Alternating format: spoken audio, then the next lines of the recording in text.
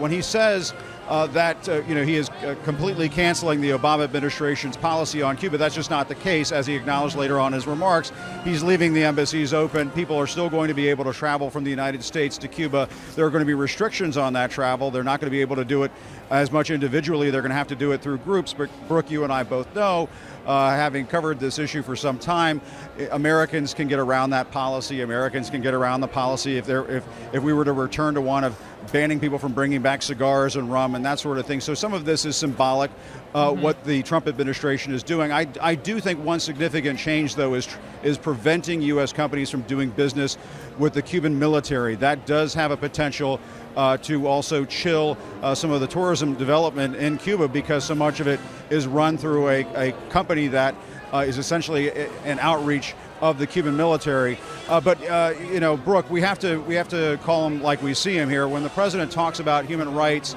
and abuses and that sort of thing of people, he just came back from a foreign trip that began in Saudi Arabia, where they still chop people's heads off.